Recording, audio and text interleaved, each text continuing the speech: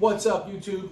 Hey guys, thank you so much for subscribing to my channel. I really appreciate it. You guys have been awesome, and I really want to take the time right now to give everybody the opportunity to come onto the community and ask questions, comments, anything that you want to ask me in terms of DIY projects, how-tos. If I can help you, leave a comment below and I'll help you out. So today, as requested, somebody asked me on the comments how to make a floating shelf. Now in this case, I'm going to make a floating shelf, but I'm going to make it a certain size because I want you to be able to see how we do this step by step. But the same process that we're going through, you can do for any length, any size, doesn't matter. So this one in particular is 2 feet 8 inches, okay? Now for this job, you're going to need a couple of tools. I suggest that you use, number one, tape measure. You're going to need that. That's a guarantee. You're going to need a miter saw. The miter saw is going to give you nice clean cuts, and also a table saw. Now, the table saw is necessary, you'll see later on, for the face of the shelf.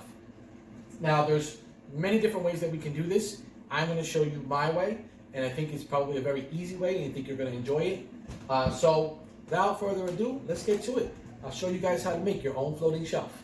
You want to make sure that you take the piece of plywood that you have, whether it be, plywood, or if it's a 2x4, or if it's, let's say, finished wood like this. Here we have some nice wood planks.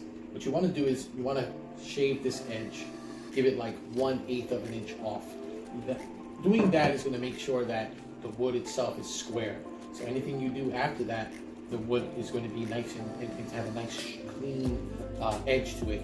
When you buy it from the store, whether it be from a hardware store like Home Depot, or if it's a place like a lumber yard, you don't know how the cuts are. Remember, they're mass producing this stuff. So I have definitely come in contact with wood that has been off.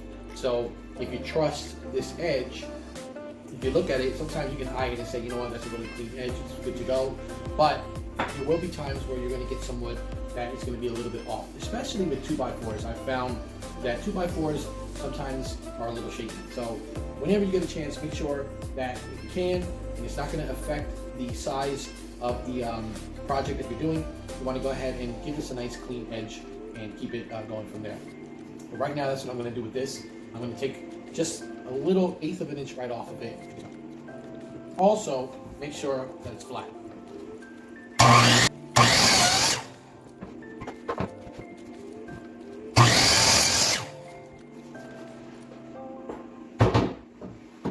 Okay, that's what you want to do. Now for me, that works out better because now I know that when I put this together, it's going to be clean, sharp edge.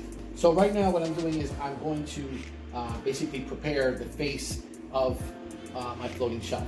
So I'm going to cut this down so that it's a little bit larger than the shelf itself, because I'm going to be putting 45-degree angle cuts on them at each corner of the shelf. So I want a little bit extra from the 28 that I have here. I want a little bit extra. So I'm cutting it about 30-31 inches long. Gives me an option to be able to cut at 45 degrees once I'm done putting this all together. So let's go ahead and do that.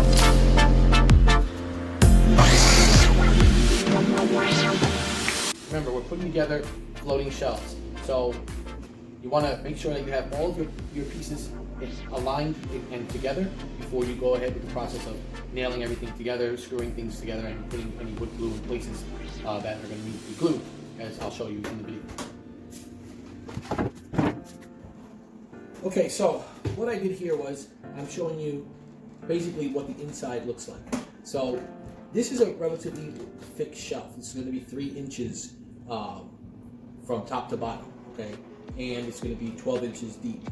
So I don't want you guys to think that it has to be this way. This is 1 inch pine. You can use a 1/2 inch. That will actually decrease it by 1 inch. You have 1/2 inch on top, 1/2 inch here. 1 inch here, 1 inch here. If you use 1/2 inch in between your 1x2s, you're going to get a lot slimmer shelf, which is in most cases what people want. But this is going to be a very nice looking shelf as well. Some people like a nice thick looking shelf. It goes with whatever decor you have going on in your home. This here, what I'm going to do is I'm going to take a measurement. I got 3 inches here. So I know that to cover this here, the edge, and make it look really nice, I need a 3-inch piece, okay? And the same thing as far as length is concerned.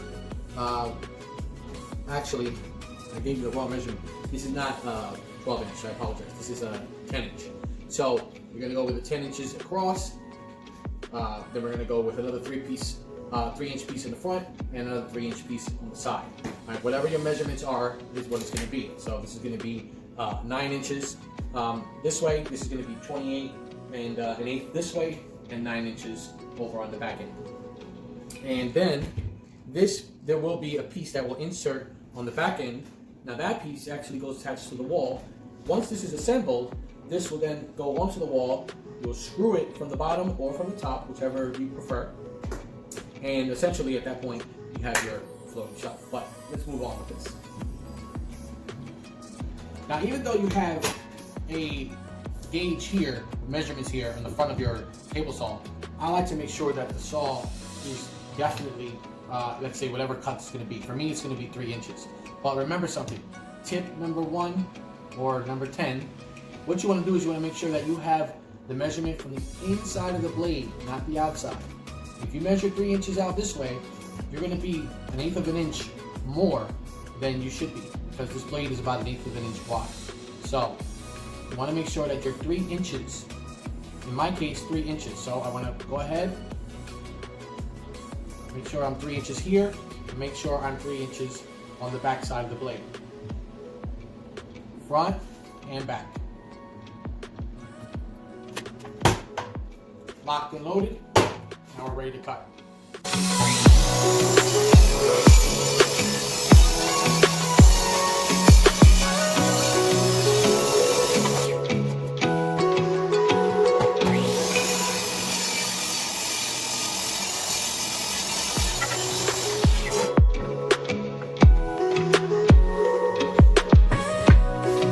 So we're going to give it a little bit of wood glue right along the edge.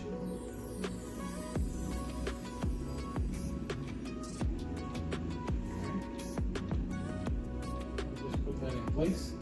Same thing with this one.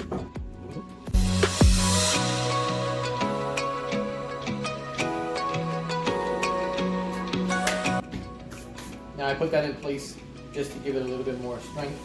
You don't have to do that. I just suggest that you do it only because this won't move around and it'll be a lot stronger. So now I'm going to put some on top, because I'm going to put my top piece on there.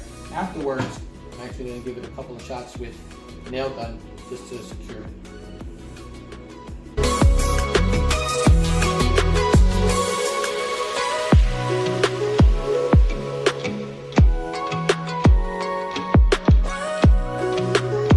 Good way to make sure that I'm square. I'm just going to take my square, put it up against here, make sure that I'm in a good spot.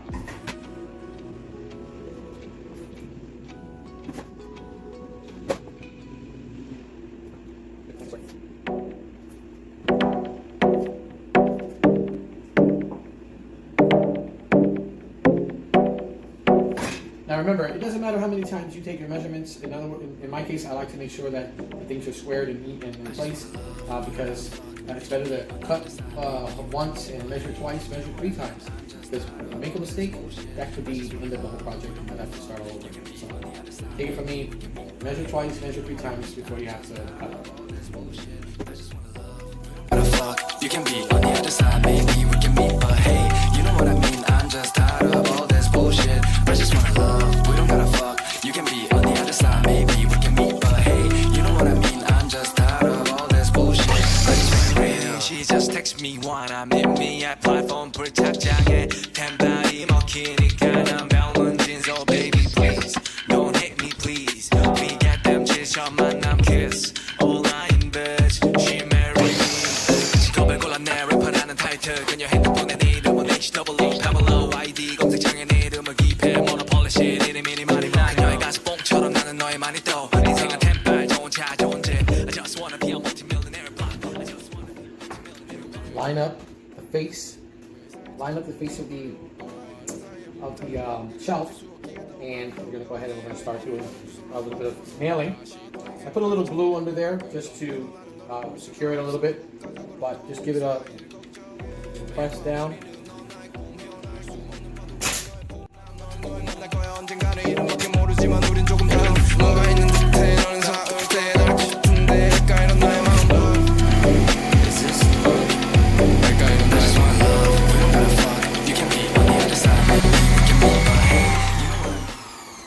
Now, a good way to keep this looking nice and even without too many edges revealed is you want to take a nice sandpaper, 120, 80 grit, whatever it is that you can use to smooth it out. Remember, 120 is really smooth, so that's going to be probably as a finisher for this. 80 grit, that will work just fine, just to get it down. Then you can use the 120 to kind of just give it a nice smooth coat. But then after that, you can wipe it off, and you can go move forward with painting it if you want to paint it, or you can stain it if you want to stain it. Let's move forward with this. We're just going to keep on sanding this a little bit. Follow along. You can be on the other side, maybe we can meet, but hey, you know what I mean? I'm just tired of all this bullshit. I just wanna love, we don't gotta fuck. You can be on the other side, maybe we can meet, but hey, you know what I mean? I'm just tired of all this bullshit. I just wanna real. She just texts me what I made me at 5.3. So what I'm going to do right now is I'm going to fill in these little holes here. I'm going to show you what that looks like right there. See, I have a couple little nail holes that are on the face of this shelf. So I have this product here. You see, plastic wood. So it's a pretty good wood filler. It's an all-purpose. What I do is just use a little piece of cardboard, something with a little sturdiness to it, and I'll show you. Just take it like this, fill it in, wipe off the excess, and that's going to dry very fast.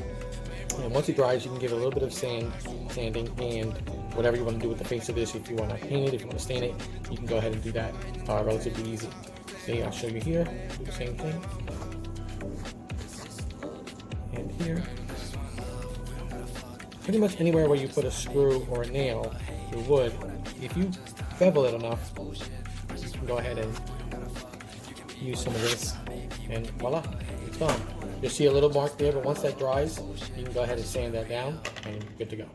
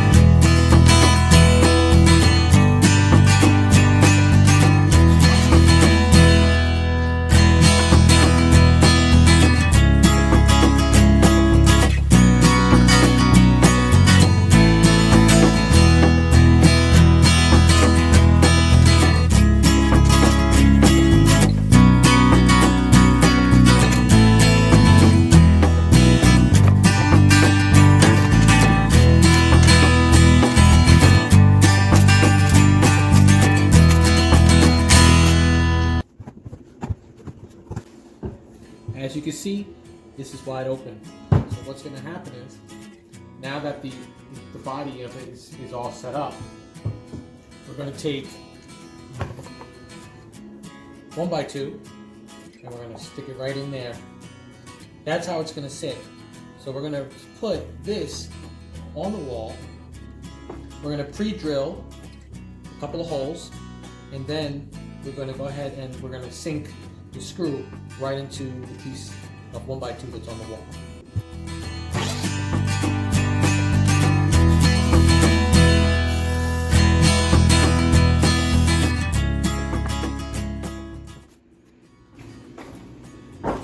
Okay guys, so we're pretty much ready to go. I have here the wood that's going to go inside of the shelf. Now the way you're going to do this is, obviously beforehand you want to make sure that you know where your studs are at. can use something like a stud finder to locate them. Stud finder looks just like this, so if you want to use one of these, you can use one of these. There's different kinds. I have a couple of these. This is just one of them. But in my case, I know where the studs are because I have an empty ceiling. So the tiles are all off of the ceiling, so I can actually see where the studs are. So I'm going to place this there, screw it in place, and then I'm going to grab the shelf and show you how it goes on.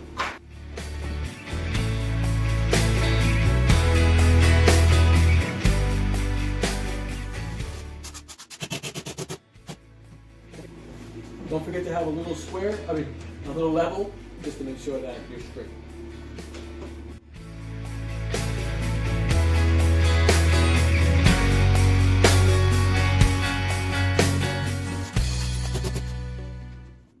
Lift this up, put this on here. As you can see, I already pre-drilled my holes. So now I'm just going to go ahead, put this on the shelf, and we'll be good to go. So I'm using 1¼ inch screws, just because that's more than enough to get through this, get into here, and secure it in place. Remember what I said before, this is a heavier type of wood. I mean, all around you can see this is just a heavy, thick shelf. Now, for some people, you might like it, but if you're looking for something that's a little bit lighter and a little easier to manage, definitely go with a thinner wood like a 1/2 inch or even a 1/4 inch, and make your own shelves. And trust me, if this tutorial helped you in making your own floating shelf, hey, give me a like, subscribe, comment. If you need any more tips, just let me know, and let's just do this together. Any mistakes that you make, believe me, we've made them all. So you can go ahead and continue to make mistakes. It's the only way that you're going to learn. So hopefully this video helps you. Floating shelves. Thanks a lot for the tip, and let's just finish this up just to see how it looks.